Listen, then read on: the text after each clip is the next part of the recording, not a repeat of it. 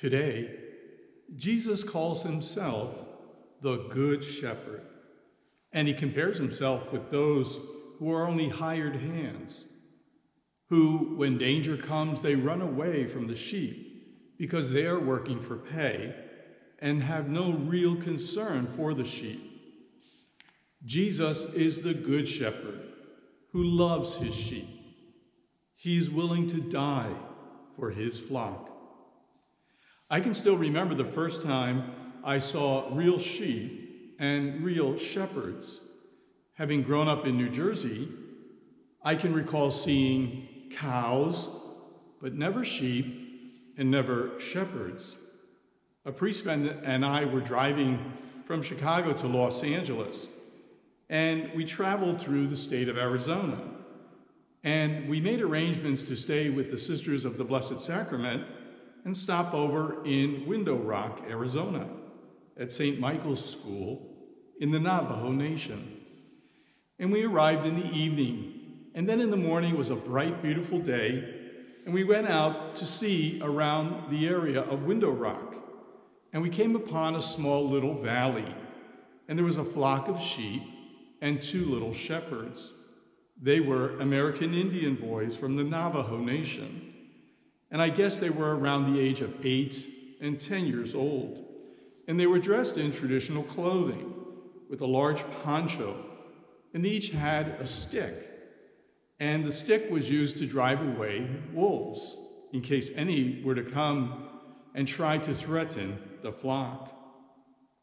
There wasn't much grass there in that area. It was quite dry in Arizona, but there were some very large rocks, and scattered around there was grass here and there.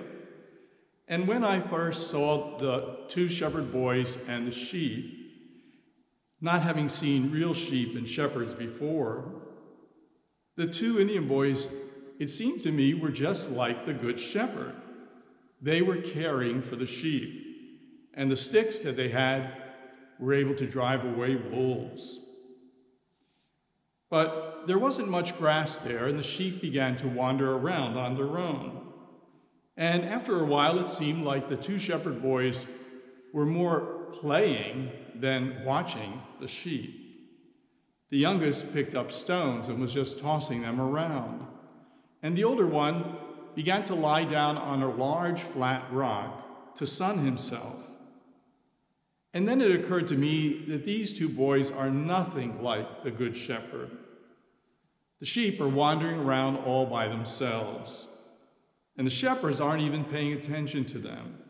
They were just playing. And as I was watching this scene unfold and thinking about it, one of the little lambs wandered away from its mother up over this hill.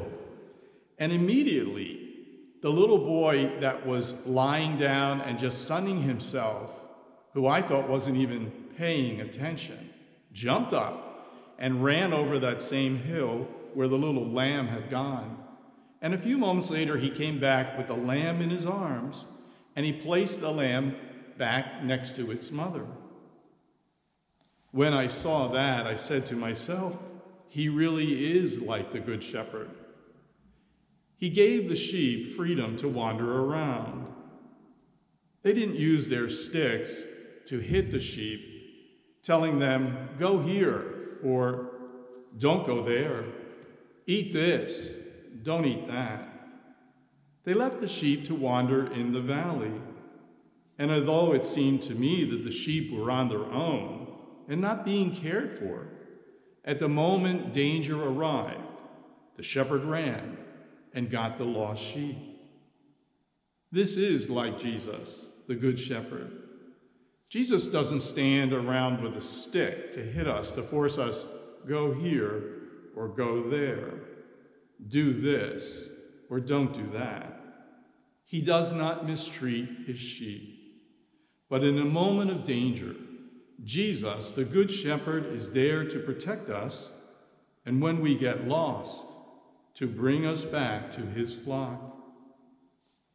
Jesus is the model for all who shepherd God's people, both in the church, priests and religious, and in the domestic church, the home, each father in his family. is called to be like a good shepherd. Speaking of the church, as we look around the world, we see the church is really in need of shepherds. That is, those who follow in the tradition of the apostles, who answer God's call to care for his people with the same love that Jesus cared for his flock. We really need a new generation of priests and religious sisters and brothers who are willing to lay down their lives for their sheep, willing to sacrifice for God's flock. I know that some of you might be thinking, but I'm too old to answer a calling to be a priest. But perhaps you know someone who is thinking about being a priest or a religious. You can encourage that person to answer God's call. At least don't discourage such a person. Those of you who are younger, perhaps God is calling you to consider priesthood or religious life as a religious sister or brother. The invitation comes from Jesus. He calls young people to follow him in ministry, in religious life, in missionary life. If you feel Jesus is calling you to a vocation to priesthood or religious life, answer that call and model your life on the Good Shepherd. And for fathers and families, the domestic church, how many families in this world need a father's care like that of the Good Shepherd? A father who cares for his family out of love, who is willing to sacrifice and to put the needs of his wife and children ahead of his own. A father shepherd, like the Indian boy with the stick, not used to beat the sheep, but to protect the sheep from danger. Fathers, look to the Good Shepherd as a model of love in your role as a father shepherd. Now, the women might say that I'm leaving them out of the story.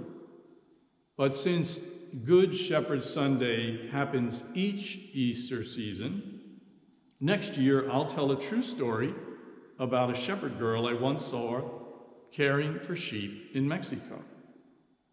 Coming attractions. Stay tuned.